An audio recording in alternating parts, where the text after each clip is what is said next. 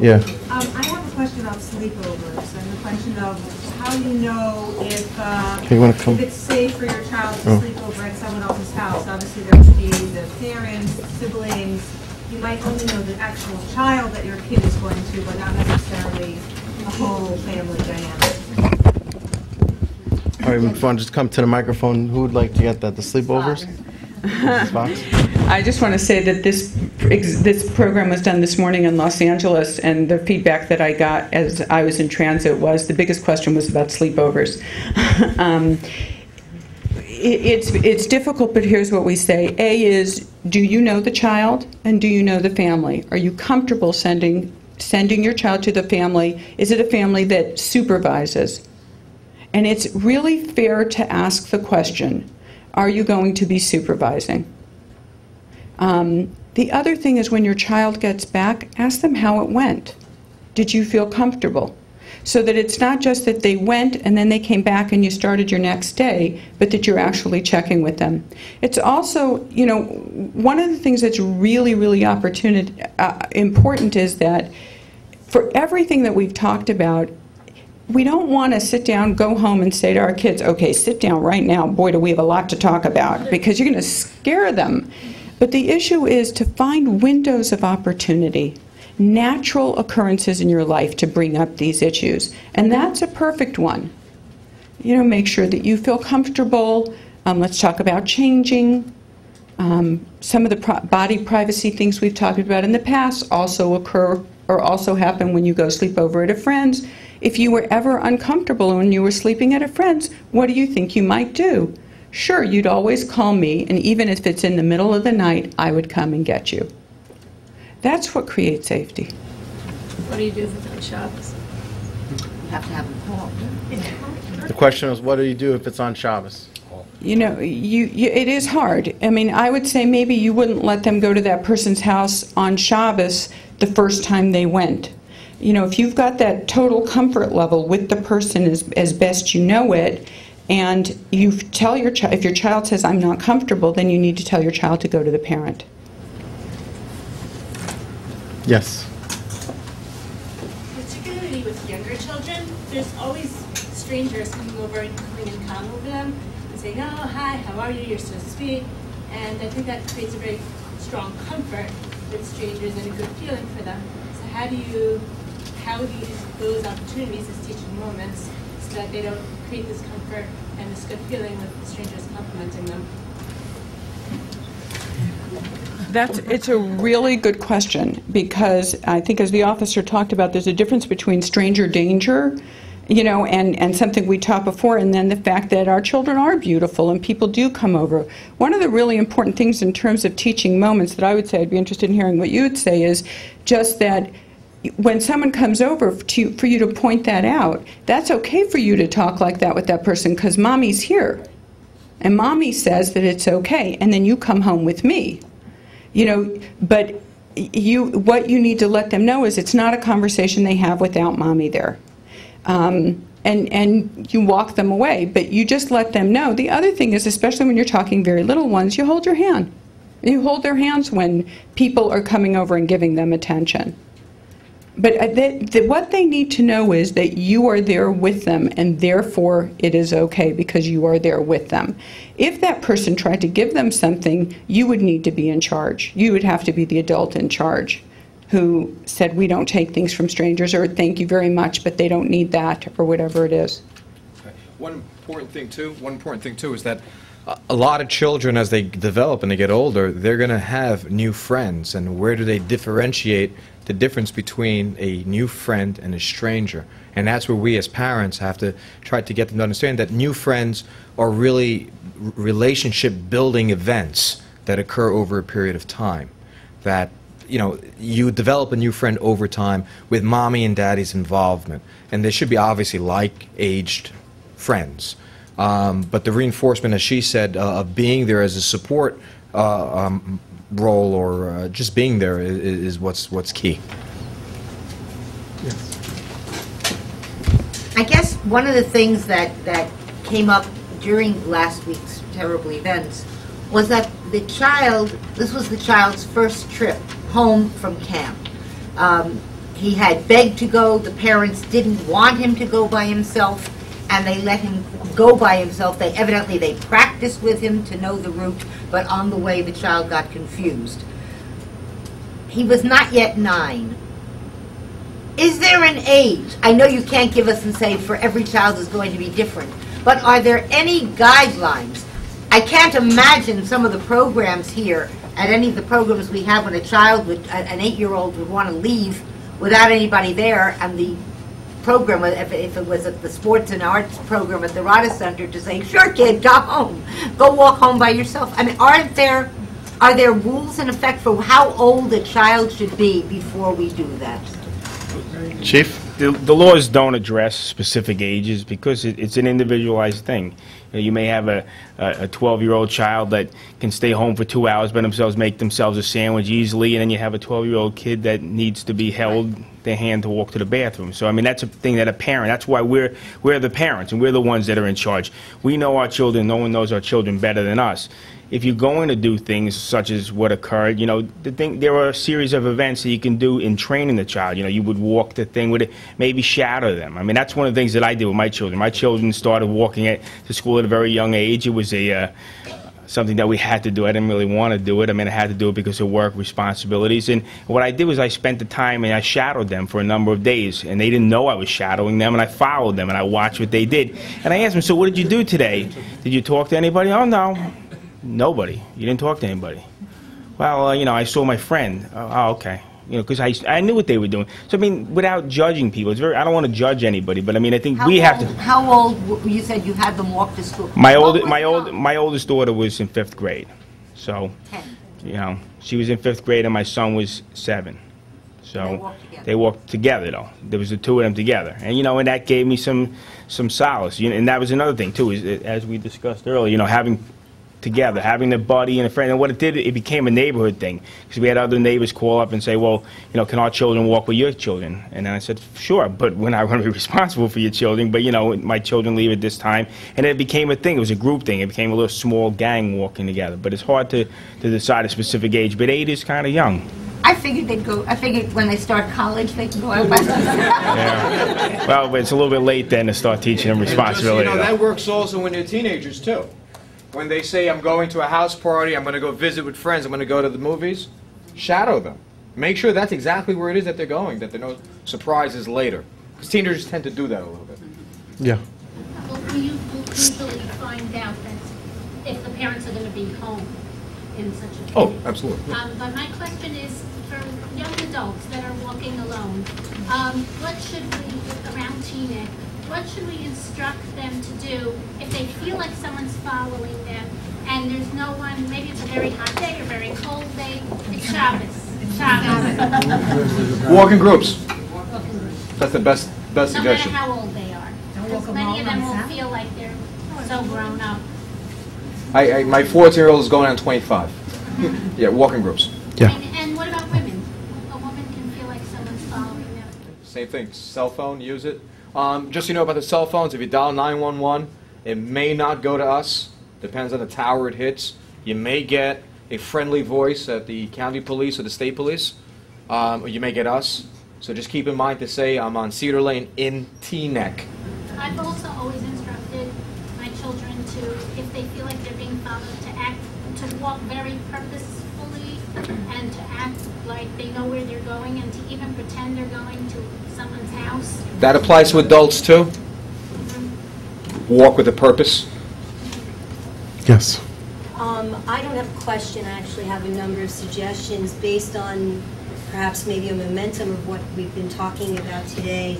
I would like to suggest the creation of community-wide workshops that are age-appropriate. I would ask to enlist the help of my fellow professionals, from educators to entertainers to musicians. Depending on what age our children would be at, they would receive different types of workshops. I believe that the onus or responsibility of parents as well as schools needs the support of the entire community. I also believe that when something is community-wide, it sends a message to would-be perpetrators that we are watching. Much like the way Curtis Sliwa developed his guardian angels, On the heels of that, I'd like that to be open to all members of Teaneck free of charge. That would dispense with race, color, creed. I think that in the future that actually could help in terms of inclusion and possibly racial conflicts in the future. And on the heels of that, what we've also been talking about creating perhaps something that's visible. I even came up with a name, maybe Friendly Faces Group, and involve our perhaps our older junior high or our high school students that we would call them based on their perhaps a GPA, and the incentive would be either chesed points in the yeshivas or perhaps community points on the public school side to assist children at their most vulnerable times, perhaps at arrival and departure of the school day. Maybe we could have them in various locations in Teaneck, and they would wear something discernible, maybe something as simple as a neon smiley face. What we were talking about before in regards to going to find a police officer or somebody of authoritative means, we know that they're not readily available. If our children had that dispersed around Teaneck, from people who I actually shared this information with, I got an enthusiastic response, and store owners said to me that perhaps they also would put the symbol in their storefronts so that children would know they were part of the program. Even actual families, you were mentioning, I don't remember who it was, about knocking on a parent's door. Perhaps certain families would offer themselves as well and post that smiley face or whatever it is type of thing. Also, is it possible to perhaps bring an electronic side to this? You were talking about the cell phone. For our children that we do provide them with independence, they do carry a cell phone. Is there some way that we could partner with an electronic, some type of silent alarm that if they press a button on the cell phone that would go directly to the Teaneck Police Department or somebody that would field these specific ideas? So I hope that we can take care of this sooner rather than later, and that this is just a forum that we can, or that I can connect with the correct people, and we can actually... And I think, as I mentioned in the beginning, this is the springboard to other better and greater things for Teaneck. We have good partners, we have excellent partners in the police department, in High Lifeline, in the Jewish organizations, in the houses of worship, and this is something that we'd like to expand throughout the entire township of Teaneck. Just point me in the right direction. So we appreciate it. Thank you very much. And by the way, if you have a personal question that you don't feel comfortable asking, you know, obviously at the end of the program you can come up and you can speak to the professionals privately. Yes. Just two questions. One, you said about recent photographs. Any sort of idea of how often it was considered recent? Like Yearly, at a minimum. Yearly, at a minimum. And a lot of things can happen with our children. I know one of my kids, within a few months, he received braces and then glasses. So his whole look changed twice in 1 year. So anytime there's a significant change, a haircut, something like glasses or braces or something like that, definitely. But, you know, even the school photographs, those are great because they're clear. You get all the facial features that you need, and they're great. And just a second question. Yes. I think that will more end up going towards is, you know, you talked about watching the closeness between relationships. We know as parents, our kids, yes, we dream that they'll always come to us. The reality is, they might not always come to us. And we often say that we want them to be close. So how does one make sure that their child, yes, is understanding that there are people in the community, you have an issue, you don't want to come to me necessarily, or just fostering those relationships. One day they're going to leave our home. We all have, you know, my husband and I have a rough. We don't always talk to our parents. We tore rough. How do we get them to start moving to that direction? And I have a bar mitzvah age son. The production does learn with somebody, you know, and has that close relationship. And it's something that we all appreciate. And yes, we're close to them also. But at some point, we're not always in the yeshiva, or we're not always, and they are. These are things that we try to encourage. At the same time, now we need to panic every time we know that they're starting to divulge too much information. They have a Rebbe. How am I supposed to be panicked because he goes so and says, I really like Rebbe so-and-so. I really feel comfortable talking to him. So now am I supposed to, my gut's supposed to go up. Can you spell that? I think that's a really good question, and I think it's one I think we all, in a certain way, think about. I think it's important to be prepared and be aware, but I don't think that we need to make an assumption that every one of our children's rebbeim could harm them. I think that would be a terrible loss to all of us. I think it would be a terrible loss to us as a community. It would be a terrible loss to our children, to our entire culture. Our culture is built on it. But I do think that if we set up our children with all these years of planning and of talking, where we're talking to them about what is healthy and what isn't healthy, and not keeping secrets from parents, and healthy relationships, they'll know if something feels uncomfortable. And the goal is that we've developed that relationship, that if something is uncomfortable, that they will tell us. But we do want them to develop and to move on as they move on, to develop a relationship with a Rebbe. Yeah. What my wife didn't tell you is that one facet of her Safety Kids program is a conduct policy. And what she has succeeded in doing in Los Angeles, all of the Jewish day schools, and by the way, a lot of the non-Jewish private schools have taken an interest in this. She has devised a conduct policy that every Rebbe, every teacher, every staff person from the custodian on up or on down, however you wish, has to read and sign attesting that they will abide by a safe conduct policy with children. And it's very descriptive and very depicting all sorts of potential problem situations. So whereas what Debbie said is certainly important, there's absolutely no reason that we have to cast doubt about the Torah institution or our Rebbeim, God forbid. This is a mainstay, a foundation, and a pillar of all that we depend on. But there's still room for prevention, and there's still room for education. We also have a conduct policy for camp counselors and those who run Jewish day camps and overnight camps on the West Coast, that all of the staff have to read and be familiar with a safe conduct policy when it comes to dealing with children. And then lastly, she also has a safety mom program, where, this is in response to some of the excellent points I think you made, that there can be a program where parents can be trained to become safe helpers, what you call the friendly faces. This is called the Safety Moms Program. There's a lot of room for innovation and prevention, and she didn't tell you this because she doesn't toot her own horn. In the back corner, sir. I missed some of the programs I was graduated in discussed, I don't know.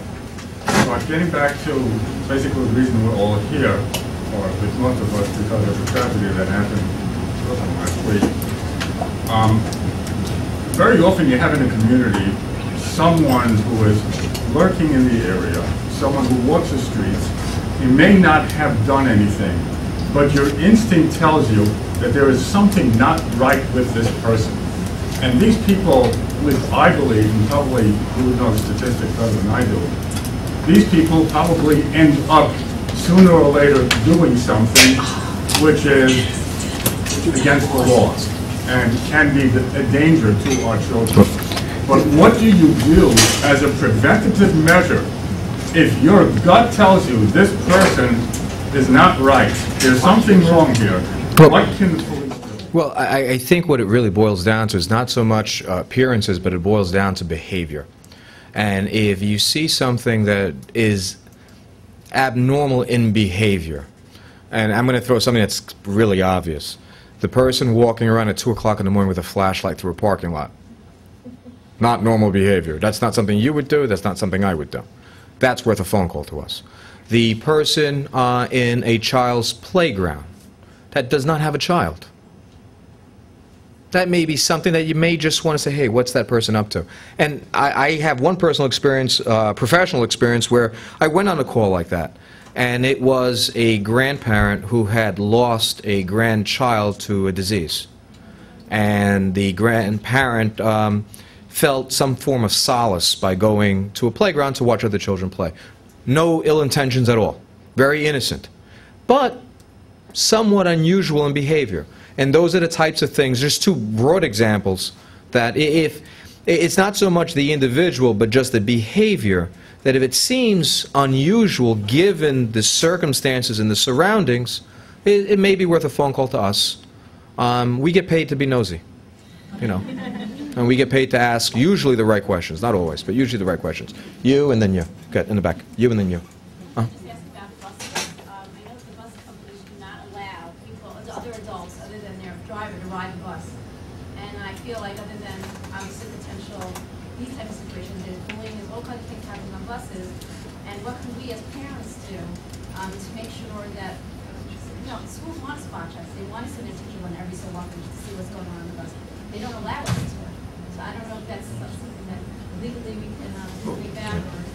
One of the things, again, as a parent, is you know, to go to the school and demand to see the policies of the bus company, and you know, talk to the bus company as what their policies are for handling bullying, people coming on and off the bus, and behavior on the bus. If they don't have a policy for behavior on the bus, as you know, you talked about policies and conduct, well, then that's something they should be concerned about, because you need to address conduct to know that it's the wrong type of behavior. And the way to do that is to check with them and put the onus upon the school to demand some type of outline of what the conduct policy is on the bus and what behavior is acceptable on the bus, and then you can discuss that with your children. And if that behavior is not being followed and that code of conduct is not being obeyed, then that's something that you can go to the school with and say this has been brought to your attention by your child. I just want to follow up with that and say, advocate, advocate, advocate. Get in there and say something. Don't be quiet, parents. Don't be quiet, parents. Let me tell you something. When every mom in the school gets up and says, I don't want to go to that bus company because they don't allow any spot checking, that bus company is going to change their policy or going to be changed. We don't advocate enough. We get intimidated by the rules.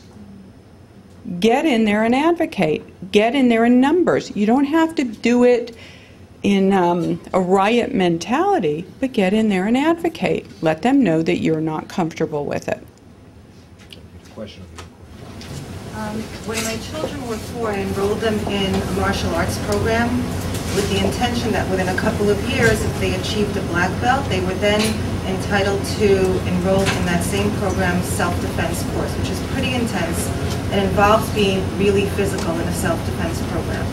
My daughter is now 13, and she is one of only 2 girls who are in the self-defense program. And when I asked the director why so many children stopped after they achieved their black belt, he said that for religious reasons, a lot of parents chose to pull their children out because the girls have to be very physical in this self-defense program. They have to know how to hurt, they have to know how to get their attacker off of them, and the only way they can learn that is by having somebody literally physically on top of them who is bigger and heavier than they are and is of the opposite sex. And so my daughter wanted out because of it, and I wouldn't let her out. I told her she had to learn this skill. And I think that we talk about preventive things and prevention being just about everything when it comes to protecting our children. That this is also a preventive measure. Learning how to, in the worst case scenario, protect yourself, because sometimes screaming isn't enough. Sometimes hurting somebody because you've learned how from a very young age can be an incredible thing. And so in understanding that our laws are very important, not to skew our laws when it comes to safety, is a very important thing. So just one last thing I wanted to say. This came to my mind again. Earlier I talked about, observing behavior, not calling us. We just recently, last week, we had the Voice of America come to Teaneck, and they were filming a video about Teaneck and the diverse culture that we have here in Teaneck. And later in the day, they went down to one of the parks in town, and they were videotaping at one of the ponds, like a watering area. And some woman observed them and thought it was peculiar that they were taking pictures. And they also observed the police car, and, well, how convenient that is, but decided to wait until that evening to send an email to Ellie Katz and ask him about it. And he sent it to me at like 9 o'clock at night, which is great, and I responded to it, but it's, I knew what it was all about, thank goodness. But I mean, the reality is, why would you do that? And the reality is because she was too caught up.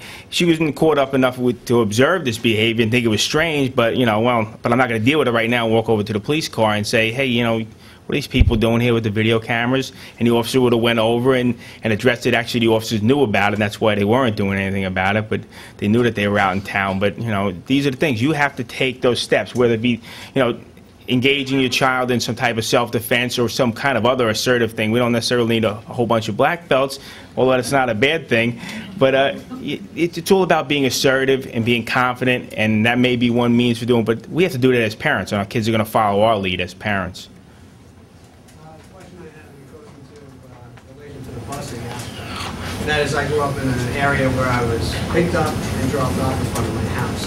The issue I see are a lot of kids on the street corners who are walking to the bus, they're waiting there, and the same thing when they're being dropped off, they're walking back home. This is Brooklyn, what took place. The kid was walking, didn't know the person, and it was in that moment where the kid was alone, out of eyesight of any family member, that it took place.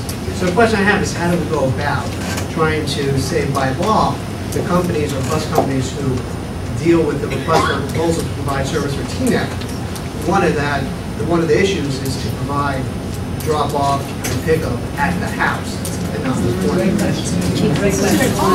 I think that's a question for the Board of Education. But as police, would you like to see it? Would you advocate for that? Would I advocate for that? I don't know that necessarily that's the solution to everything. I don't believe that dropping every child off in front of the house is the solution. I mean, it's at some point in time you have to, it could be, there are certain things we have to draw the line. It becomes a little bit cost prohibitive. The schools are costing us enough as it is, and we have to, balance everything out. I think, the key is, again, setting up things. We have school crossing guards at all the main intersections, and you have to think about where your child is walking from. And again, we're not absolved from our responsibility for our children. It's not just the school's responsibility. They're our children. They're not the school's children. And it's our responsibility. I know it's difficult. That's why my children had to walk to school by themselves, because of one of those difficult decisions that we make as parents. But you have to make it, you make a value judgment, and you decide what's most important and what's the safest and in the best interest of your children. We should be up to the last two questions. Yeah, we're down to last two questions. One and all the way in the back, and the cheap seats, too. We've heard a lot of wonderful things about safety and things to do for safety, but I'm just wondering, we heard statistics from around the country. What is the incidence really in Teaneck of, how dangerous is it for a child to walk in the street statistically? How much abuse is there in families in Teaneck as compared to other places? Because just to put it in perspective, we don't want to all freak out, oh my God, it's so dangerous to walk outside, scare our kids. Well, the reality is we probably get about 5 allegations of lurings annually, sometimes a little bit more, sometimes a little bit less. But again, it's not always fruitful. Oftentimes it's one of these things where we're told that the child was called to a car, and it's often, sometimes, not oftentimes, but sometimes it's someone that was legitimately lost and asking, a 14-year-old child, or it's some child that went through some kind of seminar such as this and is petrified, sees a car slow down and starts running the other direction. But as was recently in Teaneck, and a detective helped investigate, we had someone that came to town and did attempt to lure some children, and we had some great residents that gave us an excellent description of them, and we had one of the victims that was phenomenal, and it resulted in an arrest of a person from Hackensack attempting to lure someone. And that was an example of a child that was, knew what to do, got herself to safety, but was, observant enough to be able to give us a description of the party. And there were residents in the area that worked with us, and we solved it in a relatively short period of time. And as far as child abuse, I mean, that, you know, every year, you know, 10, 12 cases, you know, in a town of 40,000. I mean, that's a rough number. I mean, it may be slightly higher, maybe less. And the problem is a lot of it goes unreported. So we can't really, you know, and it's hard to prove sometimes. It's not so simple. The thing in the back. Go ahead. Yes. I live in Passaic, and some years back, a system was put into place whereby the first letter of the Hebrew alphabet was printed on a piece of paper so that every child could recognize it, and was posted in every Orthodox Jewish home so that a lost child would be able to recognize that that was a safe home. Unfortunately, that was based on the belief that we had until now, that in where we believed that any Orthodox person was somebody who we could trust. I'm wondering if now, having experienced, unfortunately, the tragedy that we have, should we perhaps teach our children that if, God forbid, they are lost, perhaps the best thing for them to do is, if they don't see somebody who they know and that they can trust, that perhaps they should just run into a crowd, the most crowded area that they can see, and start screaming, "I am lost, I need help, I don't want to be abducted, please call 911, please help me." That's one strategy of many, and it depends. I'm serious, it would depend really on where the location is. If it's a side residential street, if it's a main thoroughfare, and I'm going to pick on Cedar Lane again. Many strategies that children can use. They have to be age appropriate. There have been instances where, you know, during community events where we have large crowds, hundreds if not thousands of families there, where we get children that are lost, and you know, they kind of don't even know their last name or where they live. You know, and saying that, I remember one event that we had in town maybe about 6 or 7 years ago where we had a lost 5-year-old, and we were making announcements for a lost parent alert because we had the kid, we didn't have the parent. So there are many strategies that can be used. Some of them, they all rather, should be age appropriate. That is one of the recommended ones amongst many. I know the utility company for Northern New Jersey, PSE&G, actually has a lost child safety program with all of their work trucks, where the workers have two-way communication with the central dispatch, and their workers receive literature and some basic training as to what to do if a kid comes up to them and says, "Hey, I'm lost, I don't know where to go." And they have a protocol to utilize to reach out to law enforcement and other resources to get this kid to a safe place. So yeah, there are many strategies. In a crowded area, and there is no PSE&G truck, what can we teach our children what to do? Well, at that point, you know what, you really have to brainstorm and sit down with your child and say, "Hey, listen, let's do a what-if game. What if you're in a park?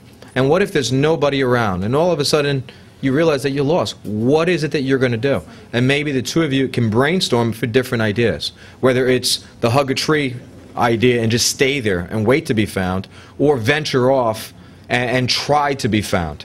There are pros and cons to each and any one of those. A lot of them have to do with the time of the day, the weather, clothing, what do they have as resources, as food, money, you know, stuff like that. So the what-ifs can play out all day. You really, you have to give it to the individual circumstance and just brainstorm with your kid. But the most important thing is brainstorm with them. I'd just like to offer 2 final points before we close. The first is along the lines that Detective Lovano brought up. What we have found is that when parents sit down with their children and you literally rehearse different potential or hypothetical scenarios, and spelling out the details. If you're here and this is what happens, what's the best thing to do? And speak with your kids, almost test them on it, but problem solve with them in advance, because prevention, of course, is much better than cure. Secondly, just a corollary to the idea from the resident from Passaic, a corollary to the idea of what do we teach our kids. Let's just sober ourselves with a final thought, and that is that, as many of us understand, the trajectory that that Leiby, Oliver Sholem, that he took before he was picked up by this predator was more than a mile, walking through the streets of Borough Park, which is a crowded Orthodox observant section. And what we want to think about as parents and as responsible adults is, would we let this happen again if we see a young, innocent child, or just a young child who appears to be lost and to be wandering and to be confused? Would we let him go by our radar? Or would we stop what we were doing? Would we put down our cell phone? Would we run out of the shop or stop our car, whatever we needed to do, and solicit from him, are you lost? Do you need help? And then direct him to someplace.